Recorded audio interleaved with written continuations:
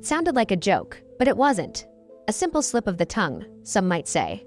A funny moment on a podcast, harmless, light, forgettable, except when it came from Oprah Winfrey on Kelly Ripa's Let's Talk Off Camera, and the punchline just happened to land on Meghan Markle's name, or rather her title, the Duchess of Sussex. Or as Oprah cheekily mangled it, the Sussex sex. Delivered with a smile, drenched in sugar, but make no mistake, this wasn't comedy. It was calculation, and the moment Oprah laughed, Hollywood listened. If you've been watching Meghan Markle's carefully constructed image begin to crumble, if you've noticed the subtle silence from her once loyal supporters, or sensed that something has shifted, then buckle up. Because this moment, this podcast gaffe, was more than a tongue twister. It was a public signal that the most powerful woman in entertainment might be done playing nice.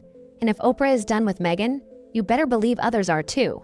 So if you haven't already, hit that subscribe button now. Because what happens next, well, it's not just drama, it's the unraveling of a media empire, one headline at a time. Let's rewind to the scene.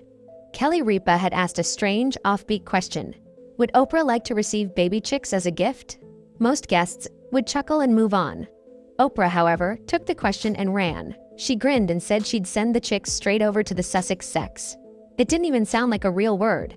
She twisted and stretched the name into something deliberately awkward, comedic even. The audience laughed. Kelly moved on and Oprah smiled. But online, it exploded. Meghan's defenders were horrified. The anti-Meghan crowd cheered like it was the Super Bowl, and the neutral observers, the ones who'd once defended Meghan's choices, now paused. Because this wasn't a Twitter troll, a gossip blog, or some late-night jab. This was Oprah, the same Oprah who, just a few years ago, had helped launch Meghan's biggest media moment. The infamous Royal Talal interview that shattered palace walls and reshaped public opinion. Oprah had once been Meghan's safe space, her platform, her Hollywood fairy godmother. So why was she laughing now? To understand the impact of that mispronounced title, you have to remember what Oprah represented for Meghan. After leaving the royal family in a blaze of press statements and paparazzi flashbulbs, Meghan and Harry needed more than just privacy. They needed legitimacy, validation, a place to tell their side. And Oprah gave it to them. In 2021, when that bombshell interview aired, it was Oprah who sat beside Meghan, letting the camera linger on her face as she spoke about pain, racism, isolation, and mental health. It was Oprah who nodded gravely as Meghan dropped line after line that would send shockwaves through Buckingham Palace. Were you silent or were you silenced? That was Oprah's question.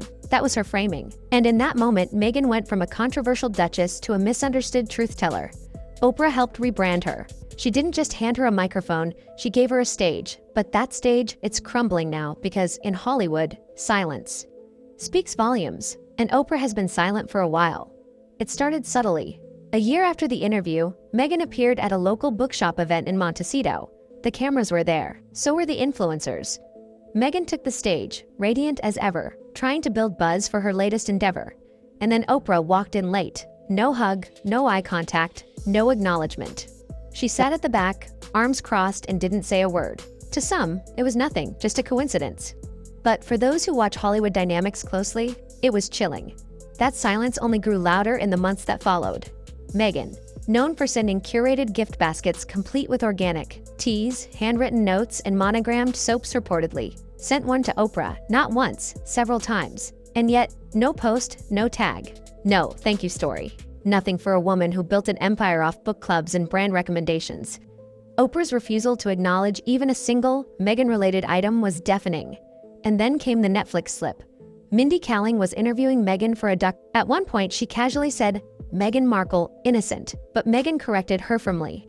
It's Meghan Sussex now, she said, with a smile that didn't quite reach her eyes. Kaling blinked, clearly thrown off. You could see it. In her face, she wanted to say, that's not how names work. But instead, she nodded awkwardly and moved on the internet.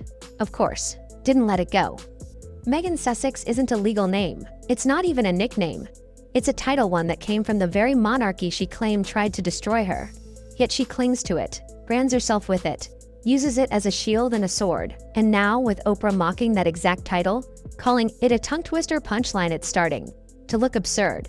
But that's not even the most desperate moment in the saga, because then came the ducks. That's right, ducks. The tabloids called it a sweet emergency. Meghan reportedly showed up at Oprah's estate with a box of ducklings that needed urgent rehoming. The narrative was clear. She was just being kind. doing her part to rescue animals in need. But social media wasn't buying it. The whole thing reeked of PR spin.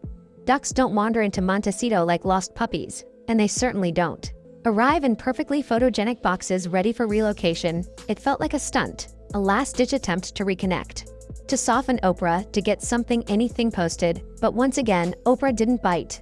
No photos, no captions, no look. Who stopped by? Just silence. A silence that said more than any press release ever could. And it's that silence that has Meghan's team scrambling, because in Hollywood, silence isn't passive, it's strategic. And Oprah, she doesn't do accidental shade, she plays chess. Oprah's silence didn't come out of nowhere. It's part of a pattern, a very deliberate one. She's not the type to wage war in tabloids or unfollow people publicly. She doesn't need to. When Oprah distances herself, she does it clean, quiet, surgical. No drama, no mess, just shade and exit. And when she makes a joke at your expense on a podcast that reaches millions, it's not an accident. It's a final signal. Because, let's be honest, this wasn't just about a name. It was about branding, control, power. Meghan has spent the last few years trying to build an identity outside the royal family while still using every royal tool she could. Titles, aesthetics, royal connections, they were all part of the marketing. Duchess of Sussex became a product label. Sussex was no longer a territory, it was a brand. But brands can break. And when the public starts laughing instead of admiring, the damage is already done. And Oprah, with one twisted word, Sussexx, flipped the switch now. Meghan is facing something even worse than backlash. Irrelevance, because in Hollywood, relevance is currency. And when the top-tier elite stop inviting you, stop promoting you, stop mentioning your name altogether, that's the real exile. The whisper campaigns start, producers back out, collaborators lose interest, everything gets harder. And right now, that's the exact storm. Meghan's walking into her Spotify deal. Gone, Netflix, teetering her lifestyle products, struggling to take off. And her social circle, the same one that welcomed her with open arms when she landed in California's shrinking fast. Nobody wants to be the last one holding on to a sinking ship, especially not in an industry that feeds on optics. And here's where it gets brutal. Insiders are saying that Oprah's little joke wasn't just a one-off moment, it was a message, a cue. One of those subtle Hollywood gestures that says, I'm done here, and others, they're following suit. You've got stylists quietly declining invites, PR firms backing away, editors unavailable for interviews, and Meghan's name, once headline gold, is now triggering arrows in boardrooms because she's not evolving, she's repeating. That's the fatal flaw in her current narrative. She keeps trying to sell the same story, the misunderstood Duchess, the media victim, the woman fighting against the odds, but audiences aren't buying it anymore. Not because they hate her, but because they're exhausted. There's been no shift, no new arc, no reinvention, just the same old script, dusted off and recycled every few months. Hollywood doesn't do reruns unless the ratings are high, and right now Meghan's ratings, they're dropping. This is where Oprah's role becomes even more telling, because Oprah isn't just any celebrity. She's the celebrity, she's the gatekeeper, the validator, the queenmaker. If she believes in you, doors open. If she backs away, those same doors slam shut. Quietly, efficiently. No scandal required. And Meghan, she's watching them close. There's also an emotional element here that's often overlooked. Meghan has always craved control. Not just over her image, but over how people perceive her. Every interview is polished, every post curated, every public moment, from wardrobe to lighting, is engineered for maximum impact. And yet, despite all that effort, she couldn't stop a single offhand comment from Oprah from derailing the narrative. That loss of control, that's what stings. It's one thing to be attacked by tabloids, it's another to be laughed at by your most powerful ally. Meghan didn't just lose Oprah's support, she lost the ability to spin the situation in her favor. The internet moved too fast. The narrative escaped her grasp, and for someone who's made a career out of managing perception, that's terrifying. And here's the harshest irony of all. Meghan left the royal family to escape judgment, scrutiny, and confinement. She wanted freedom, space to tell her own story, to be seen, understood, appreciated. But in doing so, she stepped into an even harsher era in Hollywood, an industry that smiles while it slices, that offers you everything until it doesn't, that cheers for you right before it forgets you. Now she's stuck between two worlds that no longer want her. The royals have distanced themselves entirely, and Hollywood, once enchanted by her elegance and defiance, is growing tired of the drama. Meghan can't retreat back to the palace, and she can't charge forward in LA without allies. That leaves her stranded, isolated, and scrambling for relevance. Which brings us back to Oprah, the woman who once gave Meghan her global platform, who listened, who sympathized, who asked the perfect questions at the perfect time. That same woman now sits on a podcast giggling at a name Meghan fought so hard to elevate. And while others might brush it off as humor, the message underneath is chilling. The bridge has been burned, and Meghan, whether she admits it or not, knows it. Because she didn't just lose Oprah's loyalty, she lost Oprah's interest. And in a town like this, that's the real kiss of death. The fallout isn't just theoretical, it's already happening. Look closely and you'll see it. Fewer appearances, fewer celebrity endorsements. Once friendly outlets now publishing unflattering headlines. The same journalists who once treated Meghan like royalty now treat her like clickbait. Headlines aren't glowing, they're questioning, speculating, doubting. That's not coincidence. That's a temperature drop. And the whispers in Hollywood aren't even whispers anymore. They're conversations, executives asking, is she worth the risk? Publicists advising their clients to keep distance? Collaborators quietly slipping away. Meghan, once surrounded by powerhouses, is now orbiting alone.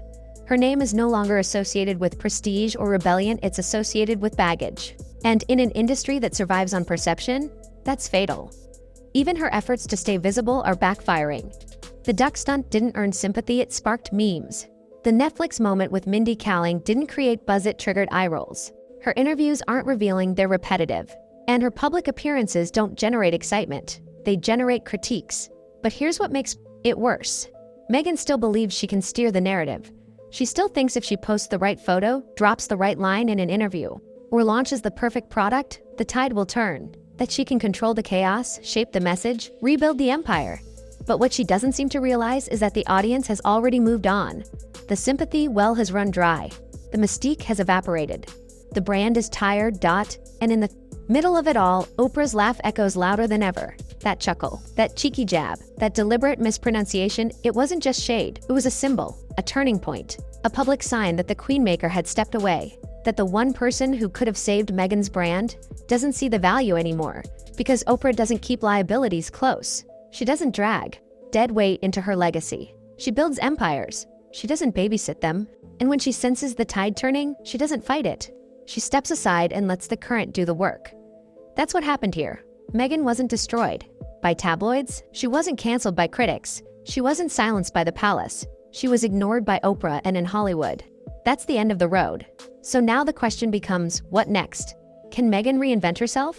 Can she shift the narrative, find a new lane, step out of the shadow of royalty and into a fresh identity? Or will she cling to the same titles, the same grievances, the same image that's already crumbling under its own weight? Because if nothing changes, nothing will change, and that's the real danger. Not the joke, not the duck story, not even the podcast clip. It's the silence that follows. Because in this business, silence isn't PIS exile. And if Meghan doesn't pivot fast, she won't just lose Oprah, she'll lose the entire industry that once embraced her. The glam squads, the interview chairs, the media blitzes, the deals all gone. And all it took was one soft, strategic, dismissive laugh. So here's the final thought. Meghan Markle, once the face of royal rebellion, the icon of reinvention, the voice of misunderstood women everywhere, is now the butt of a joke from the very woman who gave her that platform. And if that's not a sign, the game is over. I don't know what is. So what do you think? Is Meghan finished in Hollywood, or is this just the beginning of another transformation? Drop your thoughts in the comments. And if you want more raw truth about the stories behind the headlines, royal, celebrity, or scandalous, hit that like button, subscribe to the channel, and turn on the bell so you never miss an update. Because when the curtains fall in Hollywood, we'll be the first to catch what's behind them.